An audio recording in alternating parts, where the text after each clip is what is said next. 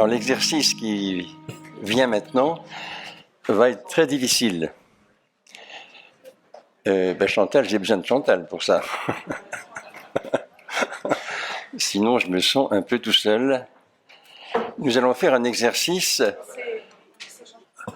Oui, donc pour terminer ce colloque, nous allons vous proposer de participer à une expérience de pensée subjective. Nous allons vous demander de vous projeter dans un peu plus d'une heure après ce colloque et d'imaginer deux participants, deux auditeurs à ce colloque qui se rencontrent et qui vont échanger leur impression et leur position à la suite de ce colloque. Alors, les deux heureux participants à cet échange sont Hélène Science, ici présente, qui est biologiste, non-croyante, qui a participé à ce colloque et qui va affirmer sa position, et Monsieur Hubert Foy, ingénieur, catholique pratiquant, qui affirmera également sa position. Donc je vais les laisser maintenant, imaginez-vous, à la fin de ce colloque, et les deux participants vont échanger sur leur impression. Ce colloque était vraiment très intéressant. Je suis déçue quand même que Diane Dodifret n'ait dit qu'il n'y avait pas de possibilité de définir la conscience et qu'elle en était contente. C'était pourtant facile. Et en plus, je me serais bien passée de toutes ces références à la foi et surtout à ce jésuite Teilhard de Chardin. Tu le connais ? Non, je ne le connaissais pas. Mais moi, j'ai au contraire beaucoup aimé la réconciliation science et foi que permet sa vision synthétique. Se dire qu'avec la seule hypothèse d'un univers constitué d'une unique substance, ce qu'il nomme esprit-matière, on peut ensuite interpréter aussi simplement l'évolution du cosmos, de la vie et surtout de la conscience, je trouve cela émerveillant, comme disait d'ailleurs Bertrand Vergely. Vous les croyants, vous êtes vraiment désespérants. Vous devez toujours tout ramener à Dieu. Je comprends que votre foi vous incite à trouver une cohérence de l'univers en Dieu, et que moi, scientifique, je ne veux qu'une cohérence sans Dieu. Bon, je te laisse libre de croire. Mais franchement, ici, pour comprendre la conscience, on n'avait pas besoin de Dieu.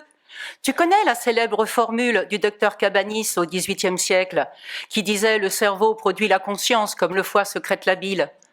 C'est donc vraiment inutile d'ajouter un esprit avec une majuscule en plus à l'esprit sans majuscule sécrété par le cerveau.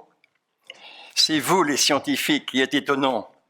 Vous posez un axiome au début de votre raisonnement, vraiment, ça c'est une affirmation impérative, n'existe que la matière, et on ne doit expliquer le réel que par la matière. Donc, que si une expérience répétitive est possible, mais vous avez ensuite la fâcheuse tendance d'oublier que c'est un axiome, et que ce n'est donc pas démontré. Quel réductionnisme! La carte n'est pas le territoire. Et pour moi, il y a d'autres façons d'appréhender le réel. Les mystiques de toutes les religions perçoivent une dimension spirituelle de ce réel. Ce Teilhard de Chardin, entre autres, me semble être un vrai mystique.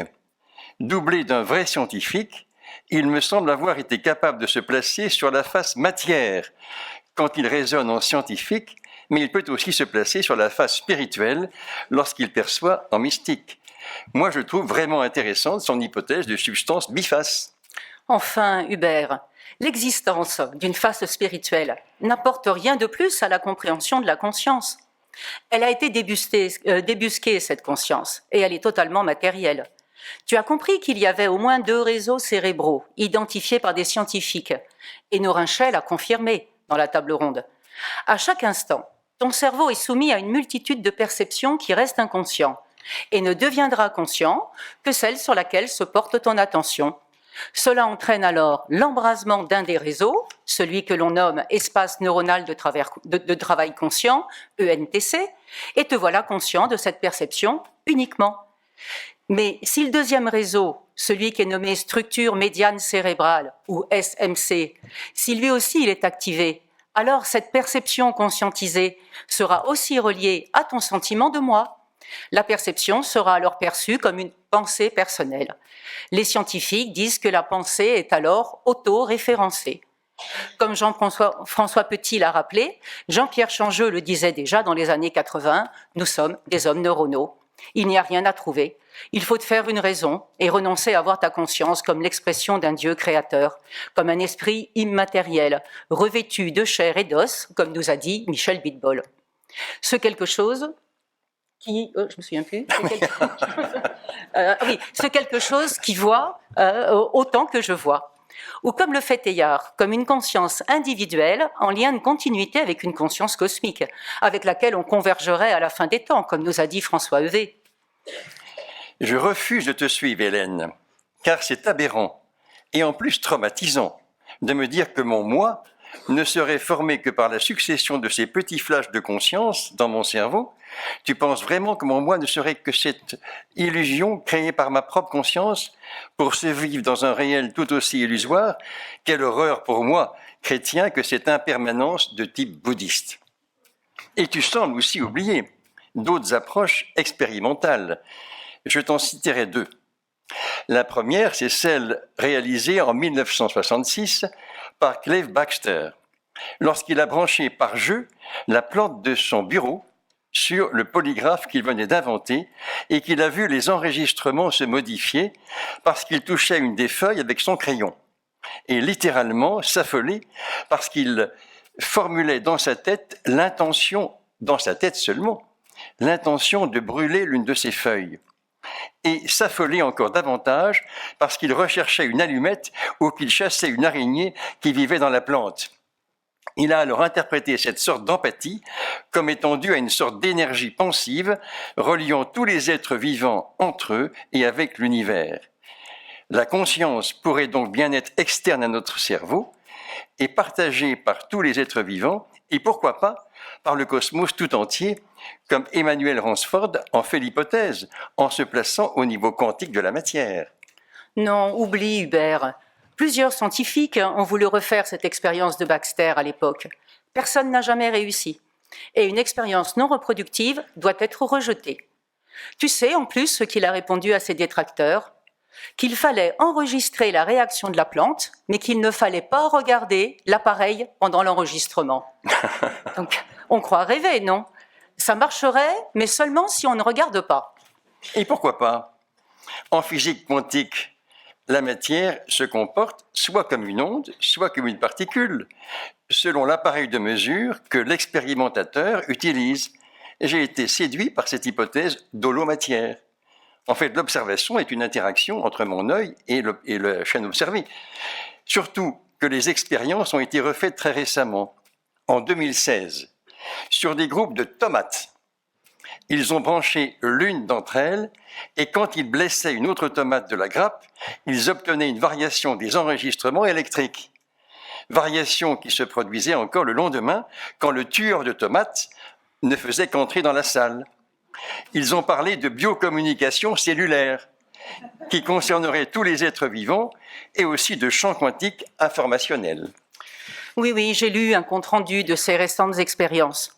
On y utilise des termes comme « la tomate est tombée dans les pommes ». Bon. 1.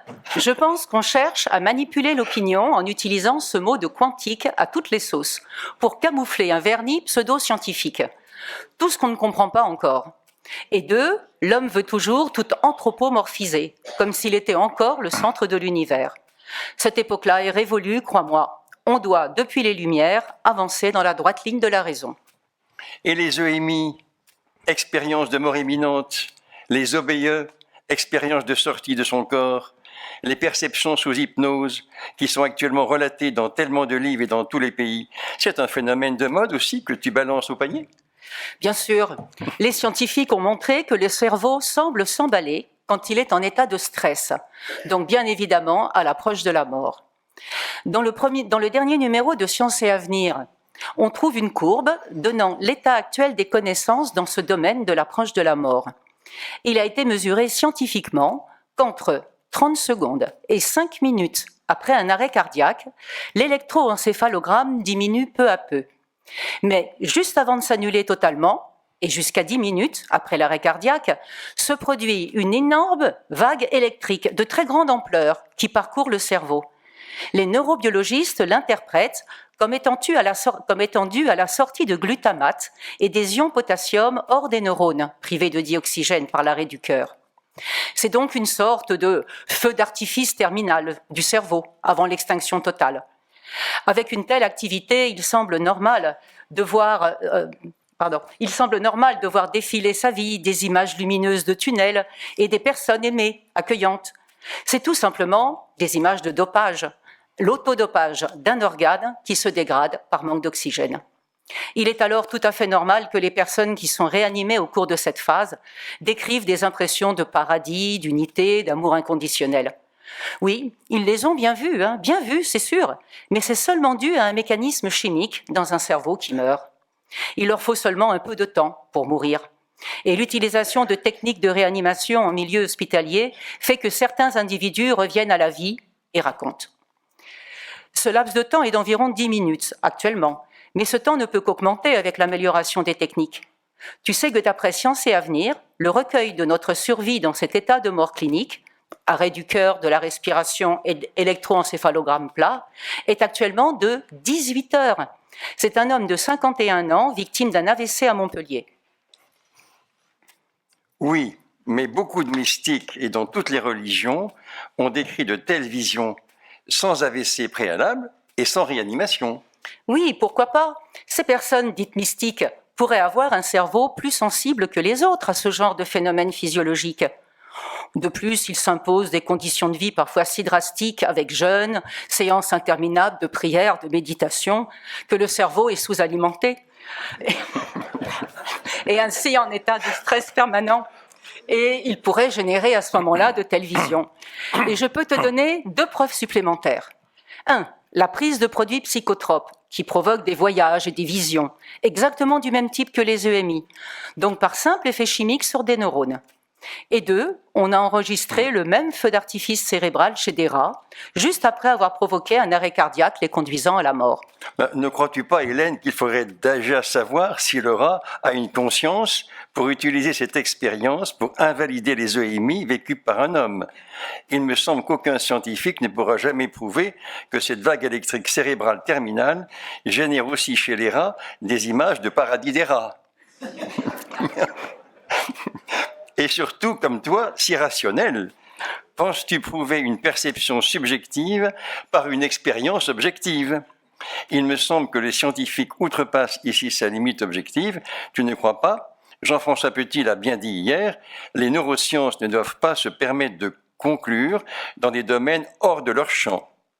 Il était affirmatif. Il faut mener un dialogue interdisciplinaire sans aucune confusion. C'est d'après lui la seule façon de ne pas dire de bêtises sur la conscience.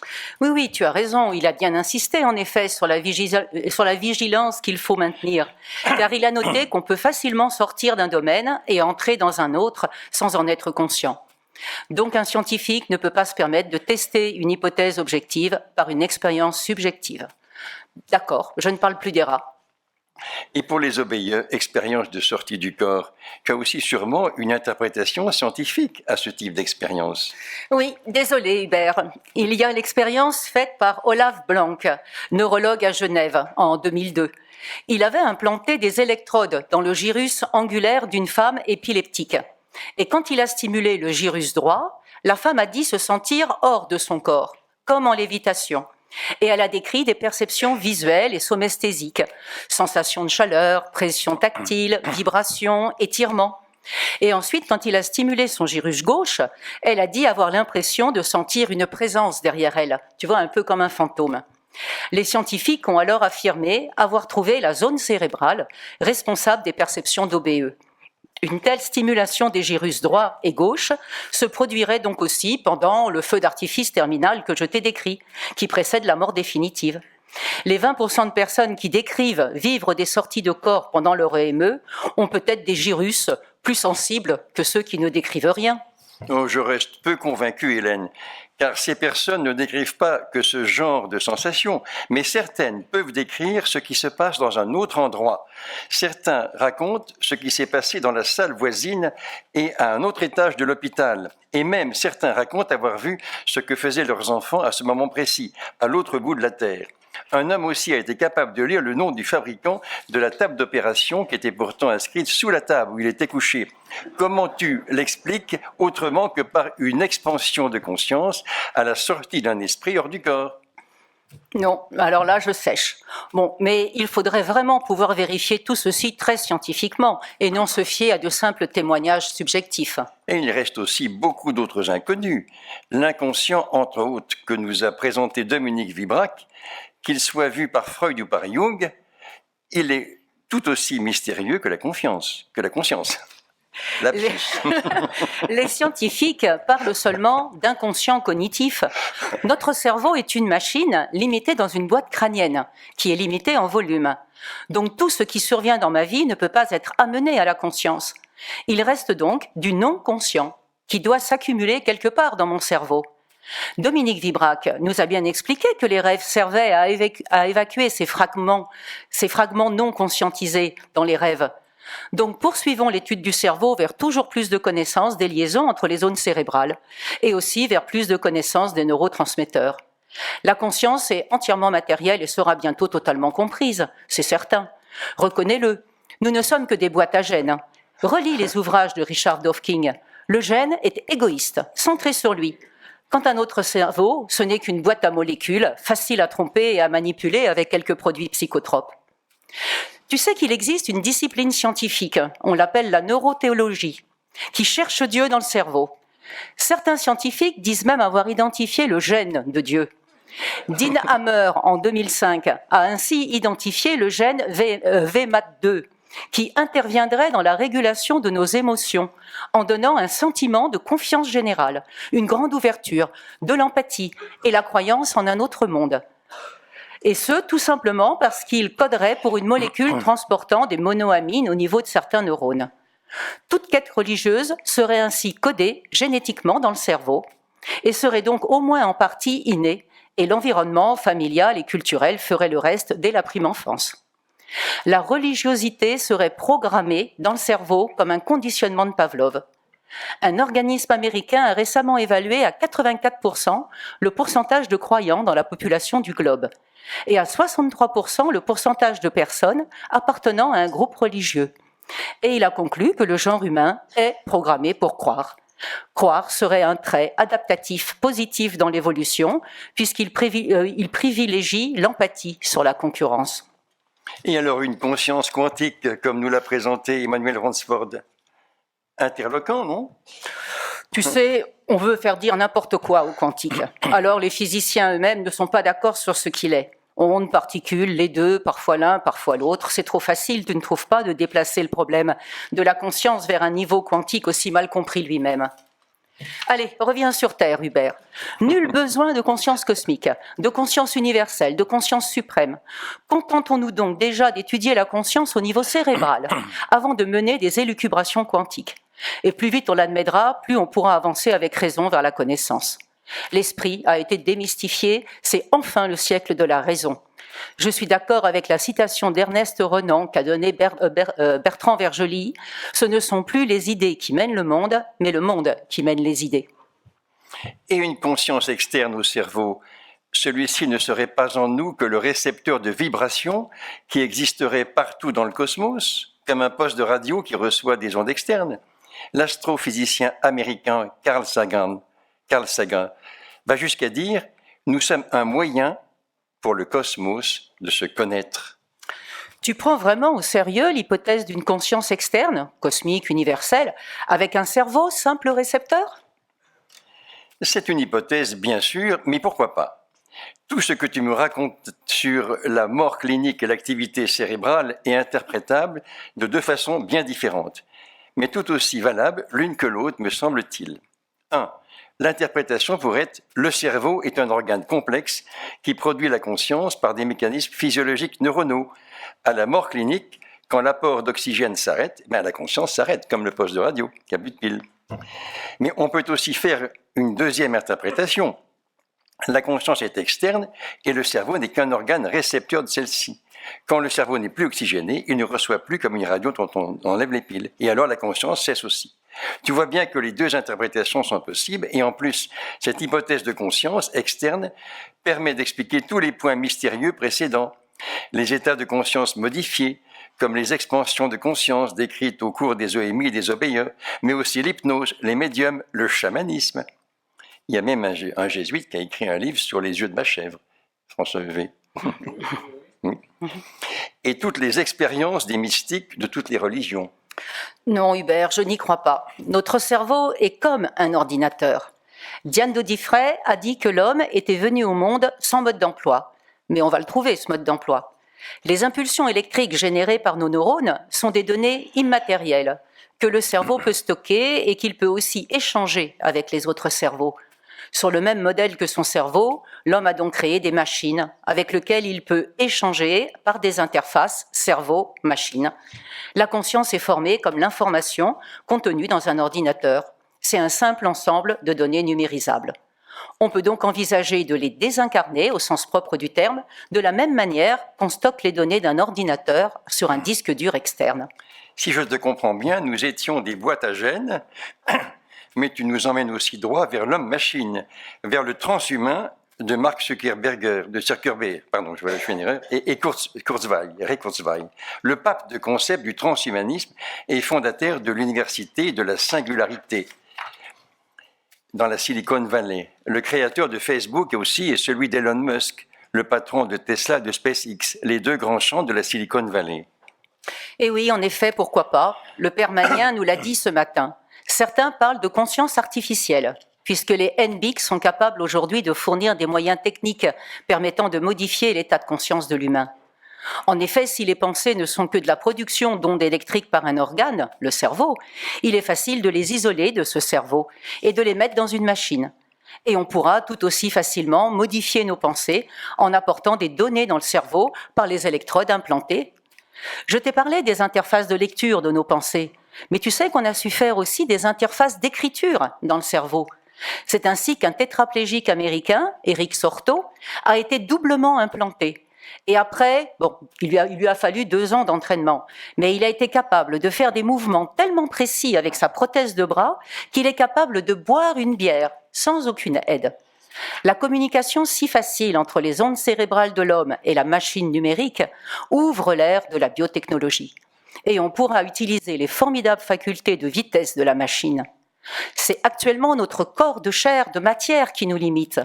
Le corps ne sera plus qu'anecdotique, car c'est un obstacle mortel. Nous allons devenir immortels. Oui, c'est le fantasme de supprimer la mort, ce qui revient, à mon avis, à supprimer aussi la vie, puisque la mort est nécessaire à l'évolution de l'univers. Oui, bien sûr, mais la fusion homme-machine est déjà là, et l'intelligence artificielle nous dépasse déjà dans de nombreux domaines. Depuis que Deep Blue a vaincu Kasparov en 1997, en 2006, c'est AlphaGo qui battait le grand maître coréen de Go en ayant copié le raisonnement humain après avoir appris en traitant les données de quelques milliers de parties jouées. Et c'est en 2016, AlphaGo 0 a battu AlphaGo après avoir appris le Go en autodidacte, puisqu'il a été capable de traiter seul 5 millions de parties jouées en 3 jours seulement. Il ne se passe pas une semaine sans qu'on apprenne qu'un nouveau secteur d'activité va être robotisé. Les caissières, bien entendu, mais les chauffeurs, qui sont sérieusement menacés par la conduite autonome, et même les médecins, où on dit déjà qu'un bras automatique est plus fiable qu'un chirurgien chevronné. On envisage très sérieusement l'implantation d'électrodes dans le cerveau pour soulager le tremblement des parkinsoniens et les symptômes des épileptiques.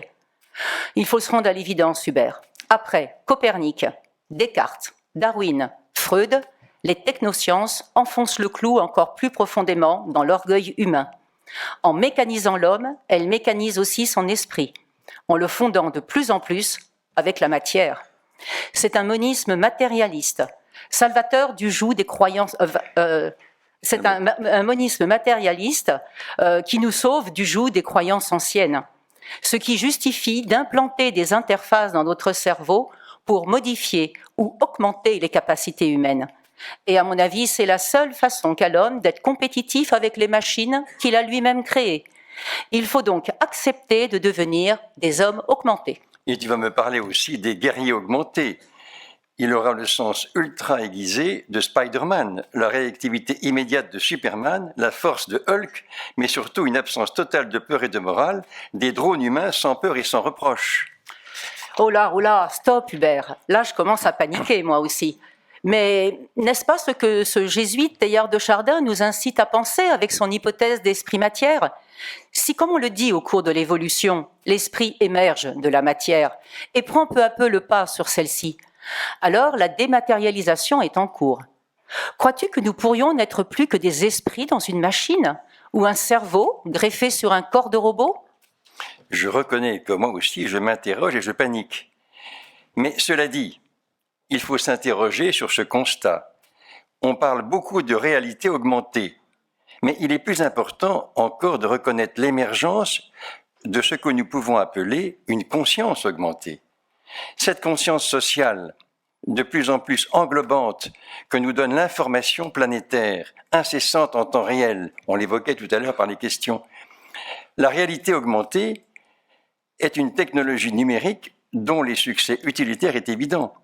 Quand la conscience augmentée, elle se traduit par une modification progressive de nos valeurs et de nos comportements du fait que nous consommons activement une pléthore d'informations sur des situations humaines qui nous touchent émotivement et nous responsabilisent davantage vis-à-vis des autres êtres humains, même lorsqu'ils vivent dans des régions éloignées de la nôtre ou selon d'autres cultures. Diane Godifrey nous a particulièrement sensibilisés à cette nécessité d'empathie envers l'autre, qui est facilitée par ce réseau de communication humain. Oui, mais il n'y a pas que des avantages à cette évolution. Les conflits prennent une ampleur immédiate. L'économie se mondialise avec les effets induits sur le chômage dans nos pays. Les migrations, la criminalité se développent grâce à Internet. Oui, Hélène. Cette globalisation de la conscience humaine est bien aussi celle de l'économie et de la spéculation financière, du commerce international, de l'écologie, de la santé publique, de la sécurité alimentaire, de l'aventure scientifique et spatiale, dont nous partageons quotidiennement l'intensité événementielle. On a pu dire que la planète se rétrécit, mais en fait, c'est notre conscience qui s'élargit. Je te propose de lire ce Pierre Teilhard de Chardin. François Heuvet nous a dit qu'il avait parlé de planétisation. On se donne rendez-vous dans un mois pour reprendre cette discussion. Ok, à dans un mois. Bonne lecture. Mais c'est pas fini. C'est pas fini, non, Attendez, le mois s'écoule. Voilà, Chantal est sortie de son laboratoire. Acte 2. Non, Hélène est sortie de son laboratoire. Oui. Je personnalise trop. Que de découvertes pendant ce dernier mois. Oui, pour moi aussi, ce fut un mois de merveilleuses découvertes. Ce jésuite me semble avoir tout compris. Pourquoi opposer l'esprit et la matière, comme nous l'avons fait il y a un mois ? Si on considère son hypothèse d'esprit-matière comme la seule substance constituant l'univers, en évolution depuis la nuit des temps, alors tout prend un autre relief. Comme nous l'expliquait François Heuvet lors du colloque, la conscience est présente à tous les niveaux de l'être. Et le fait de considérer la conscience comme largement répandue dans l'univers ouvre des horizons immenses. Oh oui, et c'est tellement plus beau, tellement plus grand que la position scientifique que j'avais adoptée il y a un mois. Et...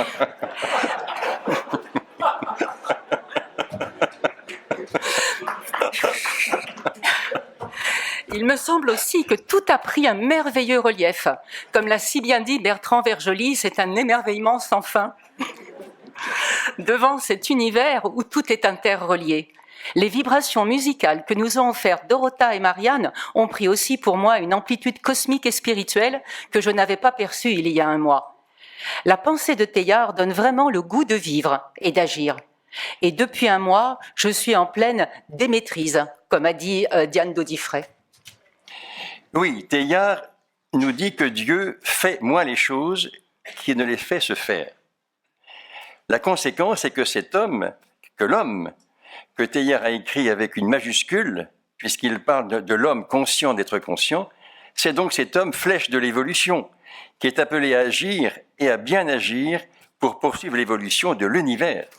Oui, Teilhard replace l'homme à ce qui me semble sa juste place dans l'évolution biologique, mais sans renoncer à honorer l'espèce humaine, car seul être conscient de l'esprit en lui.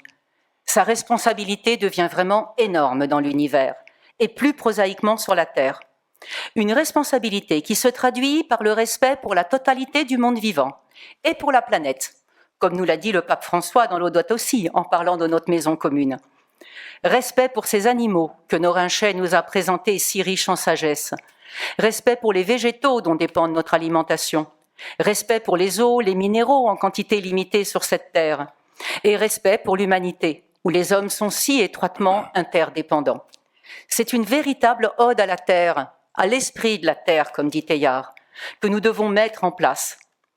Et surtout, Teilhard ne s'aveugle pas non plus sur les risques que l'homme fait courir à la planète.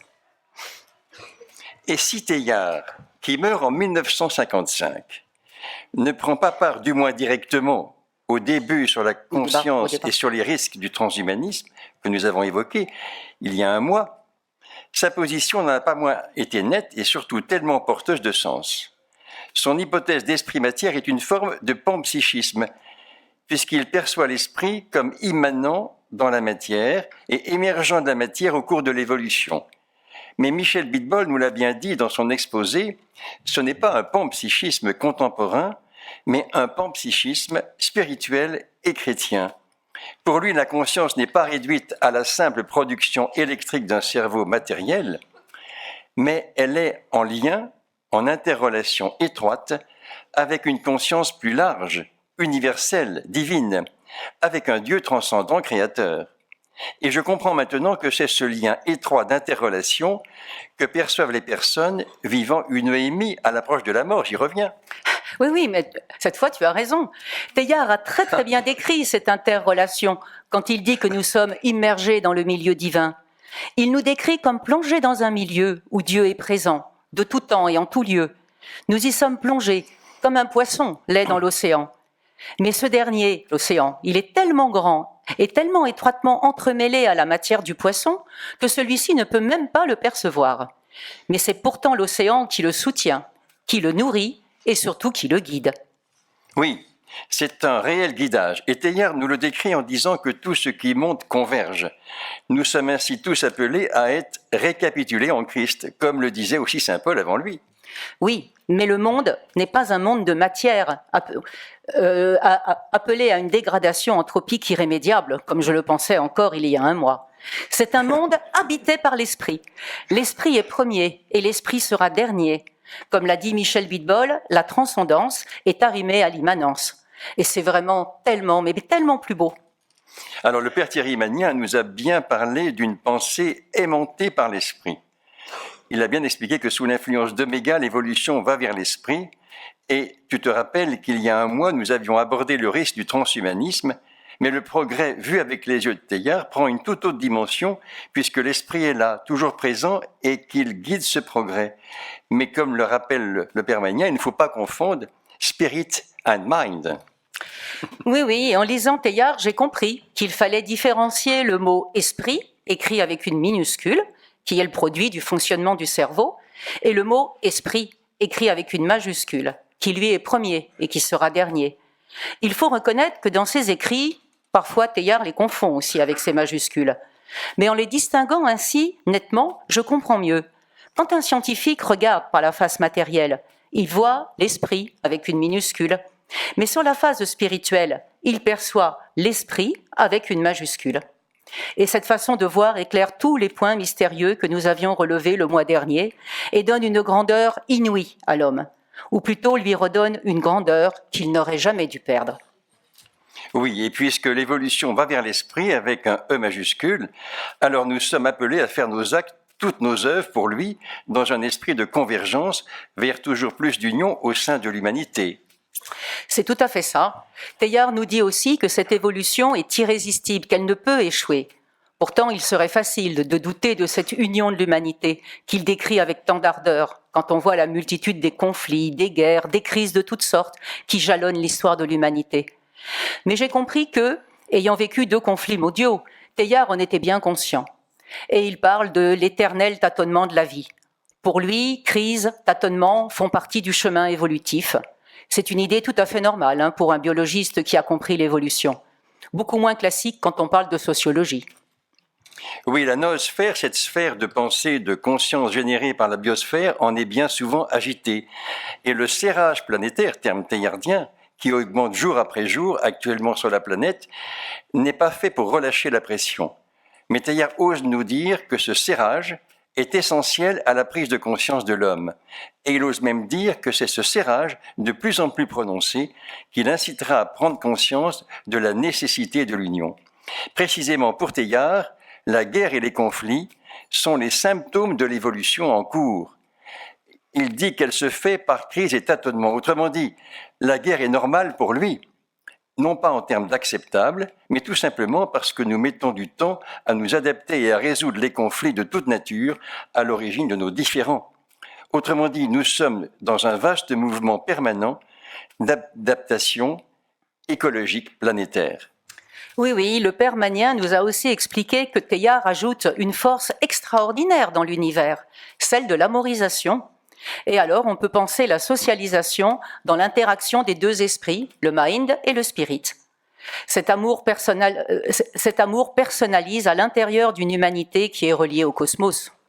Oui, l'amorisation est le pas suivant, le pas de la co-réflexion que nous franchissons actuellement au cœur de la noosphère en gestation, après ceux qui se sont produits dans le passé. Le pas de la vie et le pas de la pensée réfléchie au moment de l'émergence des hominidés.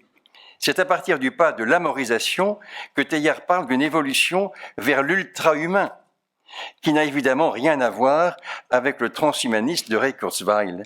En effet, Kurzweil et consorts, si j'ose dire, font référence à l'ultra-humain de Teilhard pour affirmer que les transhumanistes travaillent dans la ligne imaginée par Teilhard vers le point oméga. C'est un parfait contresens. L'ultra-humain de Teilhard est le passage à une relation de cœur à cœur entre les hommes pour construire l'humanité, donc en parfaite conscience de soi et d'amour. Le soi étant centré sur soi, décentré sur l'autre et surcentré en Dieu. Le Père Revey en a parlé tout à l'heure. Mais effectivement, nous en sommes encore loin. Teilhard dit que la température psychique de l'humanité n'est pas encore assez forte. Et il va encore plus loin.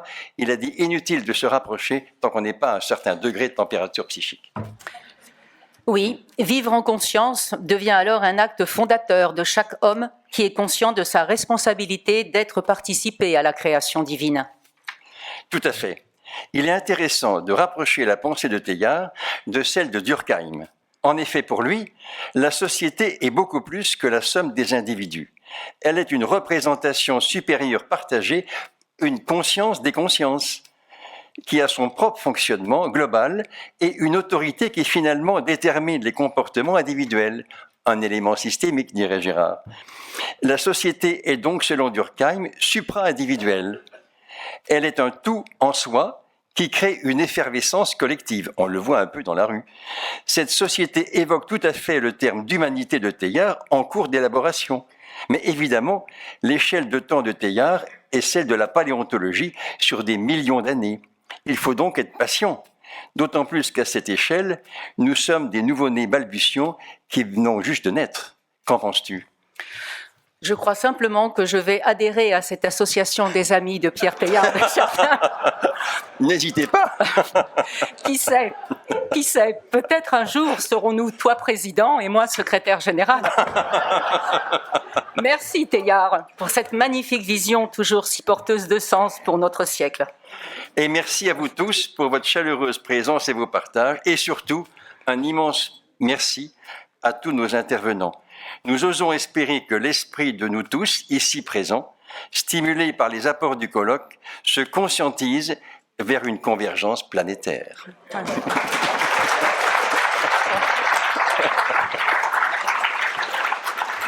Alors.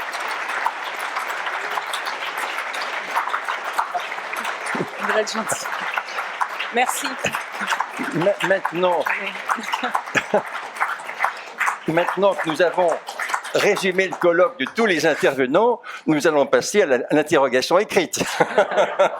Voilà, merci. Merci. Et pardonnez-nous pour cette... Non, c'était voilà. un jeu de rôle, C'est comme on dit. beaucoup moins sérieux que ce matin, on le sait, Voilà. mais ça porte le même message, j'espère. Merci et à bientôt au colloque de l'année prochaine. Voilà.